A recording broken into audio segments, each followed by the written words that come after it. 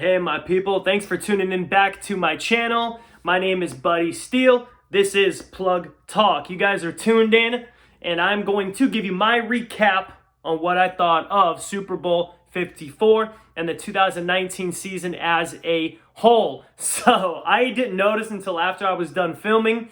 I was wearing some glasses. I have bad eyesight and my ring light, you'll see here, reflected on my glasses the entire time. Most of the time it is in my eye line, covering my eyes. Other times it's not. Hopefully it's less not than more is, if that makes sense. Woo-hoo! Something to learn. This is my 10th video. I'm always learning, always trying to improve. Nonetheless, I appreciate you guys always sticking with me, giving me feedback, engaging, showing love. I love you all back. With that being said, guys, it is time to plug in. Let's get it.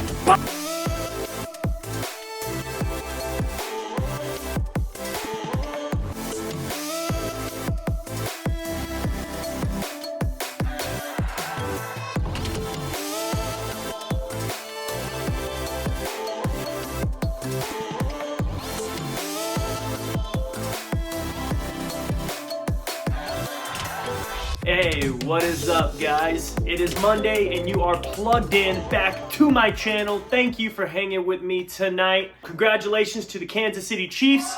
They have won Super Bowl 54. They beat the San Francisco 49ers 31-20. And above all else, congratulations to the head coach Andy Reid on delivering that city their first ring in 50 years. Wow. Andy Reid has finally gotten the monkey off of his back after being plagued for 21 years as a head coach that he couldn't win the big one. He has the most wins by any head coach without a Super Bowl ring. Now he can put all of that behind him. And despite me thinking the 49ers were going to win, I am happy for Andy Reid for finally getting over the big hump. Now, they're probably going to have some challenges going forward. This might be the beginning of a dynasty. They're going to have to pay Patrick Mahomes some big record-setting money this offseason. They might have some challenges keeping that talent pantry stocked up full. But if any team can overcome it, man, they got the quarterback and they got the coach to do it, I believe. So now, that dreaded baton of not being able to win the big one more than likely is going to be passed on to Kyle Shanahan, who is the head coach of the 49ers. He now, in his very young career, has 2 big game Super Bowl meltdowns on his resume. So now that dreaded baton of not being able to win the big one is going to be more than likely handed over to Kyle Shanahan, the head coach of the 49ers. In his young career, he now has 2 late game Super Bowl meltdowns on his resume. Not a good thing to start your career off with. This team, though, does have the tools. They have good coaching. They should be able to be back in this big game. It'll be interesting to see how Kyle Shanahan helps his team avoid that Super Bowl hangover that we see so much from these losing teams. The biggest standout for me in the first half was the 49ers pass rush. They were relentless, and they had Patrick Mahomes shook throughout. You know, you could tell that Mahomes was being rushed to get the ball out of his hands. His mechanics were off. His timings weren't precise. Usually when you have a team with the better pass rush, usually you're going to win the game, but they have Mr. Patty Mahomes, of course. So the game wasn't too wild in the first half. They went into halftime with the game being tied 10-10. Things were pretty even. San Francisco had a little bit more success on offense. They hadn't punted up to that point yet. And then in the second half, the 49ers started to pull away and I believe had a 10-point lead. Mahomes threw that costly interception that led to 7 points. And then things started steamrolling from there. The fourth quarter, however, was a different story. So with about 8 minutes left, the Chiefs were still down by double digits. They had managed only 175 yards total throughout the first 3 quarters.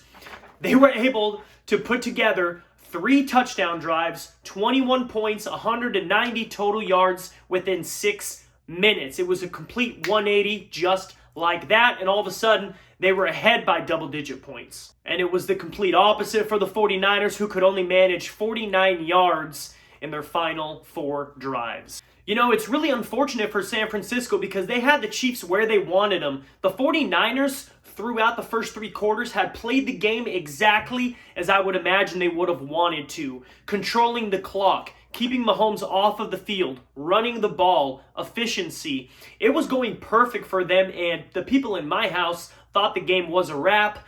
I didn't think so because I know how quick these Chiefs can score, as being displayed in the divisional game as well as the AFC Championship game.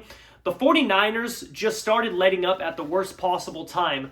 All of a sudden, their defense wasn't getting home, which, I don't know if you guys noticed, but the refs pretty much gave the Chiefs O-line the green light to hold Bosa. The refs wanted to stay out of it. We'll get to that. And the DBs weren't as, responsive, as sticky as they were earlier in the game. The 49ers offense stopped moving the ball, and then they stopped running the ball. They were unable to manage the play calling in the fourth quarter, and, an effect of not being able to call the right plays, they were not able to run the clock sufficiently to keep the game out of reach for Kansas City. So, towards the end of the game, the Chiefs were ahead, but the Niners had a couple minutes left, and they had a chance to keep the game alive and actually take the lead. Garoppolo missed a big throw. He had a receiver wide open at about the 5-yard line. It would have been a wrap. It would have been a score. He overthrew him by a few yards. If Garoppolo would have completed that throw, it is very likely that he would have been the MVP of this game. In reality, that's not what happened, and we know that Mr. Patrick Mahomes won the MVP of that game.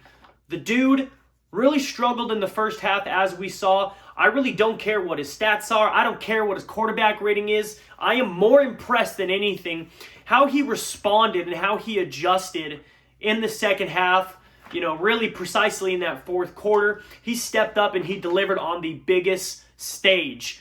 I mean, really, you could justifyingly give the MVP award to the running back, Damian Williams, who had, well over 130 all-purpose yards. He had a receiving tug. He had a rushing tug. He might have sealed the game with that 26-yard touchdown run, but it really was Mahomes who was orchestrating this comeback, and it would not have happened without him. It maybe could have happened without Damian Williams. So I think Mahomes is deserving of that MVP award. So back to the refs.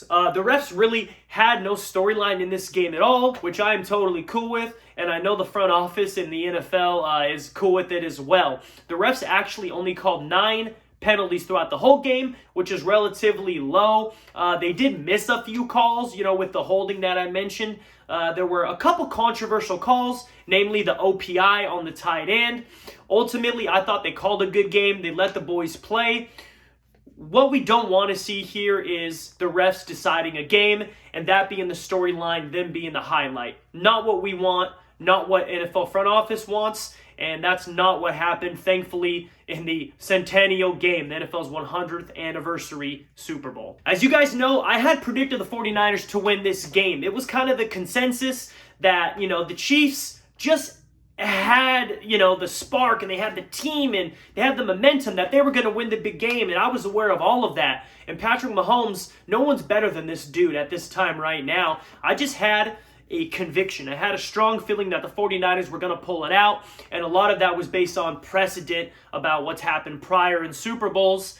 The Chiefs had a lot going against them as far as odds to win this game. None of that mattered, man. When you have Patrick Mahomes, you were always in the game. Screw precedents. It doesn't apply here. I mean, you're sure not talking about precedents when you're talking about always having a double-digit deficit in every playoff game and then ending up winning each game by double digits as well. That is wild. That's not really a long-term recipe for success, but they got it done this year. Patrick Mahomes really is that good.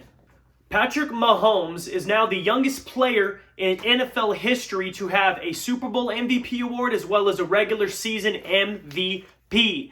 So he got the MVP award at 24 years old, which is now the youngest player to ever win a Super Bowl MVP. He took that crown from Mr. Emmitt Smith of the Dallas Cowboys, who was about 100 days older than him when he did it. Patrick Mahomes has accomplished all this in just 36 games. The dude is just out of this world with how he plays football, man. He's got the best of all qualities. My homeboy is the real deal, and it's going to be so entertaining to watch this guy grow and accomplish things over the next 10 to 15 years. So overall, I really did think it was a good game. It wasn't like over the top entertaining. You know, pretty even in the first half. The 49ers had the lead throughout the third quarter, and then before you know it, boom, the Chiefs were ahead by double digits. It really wasn't close towards the end of the game, but it was clean. You know, it was fun to watch. It was really good strategy football. It was kind of a coaching chess game, especially in the first half, and it was a lot of good play in the second half. Overall, I approve. I think it was a great way to cap off the NFL season. Shout out to the Chiefs. Congratulations to them. Congratulations to Patrick Mahomes. I thought the Super Bowl halftime show, man, I think it's impressive, man, just the whole spectacle of it, how they're able to get all these people to choreograph together like this. You know, all of the blocking and the movements and your marks, getting all that down precisely. The singing was pretty good. They each have, you know, enough hits to be able to entertain the mainstream audience. I did not like the pole dancing. I thought that was a little bit inappropriate, but you know, I'm not the one calling the shots here. Other than that, man, really good recap to the season. I thought the 2019 season as a whole was a pretty dang good one. It was really entertaining. You know, the Ravens kind of led the way throughout the whole year. They were the front runner, but there were a lot of other teams that were still in the mix, so it was competitive enough. There weren't a lot of controversy this year with the NFL, which I know they're happy about. There were slightly more concussions this year recorded than last year, but who knows how many are getting recorded and how many are, you know, sliding under the rug. Overall, I rate the season like a 9 out of 10. It was pretty good. My team didn't finish where I wanted them to, but all in all, as an overall NFL fan, it was a fun year to watch, and I'm happy to be a spectator in this wonderful sport. So folks, that is going to cap off my video. That's all I got to say on the topic. I am very, very excited to close this chapter now that the NFL season is over. I might touch on NBA just a little bit because that's starting to heat up. You're probably not going to hear me talk a lot about the MLB, about baseball. I'm going to start bouncing around on other topics outside of sports. I have a really, really dope video queued up for Wednesday. Please stay tuned for that. I will drop a little bit of preview tomorrow on what the topic is going to be. Other than that, I really just appreciate all of you guys for sticking with me, watching my videos, giving me feedback, engaging, showing support. It really means a lot to me. I do this because I love it, but hearing from you guys makes it even better as well. So please like this video, subscribe to my channel, guys. I haven't gotten a subscriber in quite a bit. It would really mean a lot to me if we could get that thing up over 20 subscribers.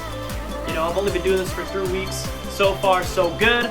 So once again, thank you all for watching. It is time to plug out. We will check you all Wednesday.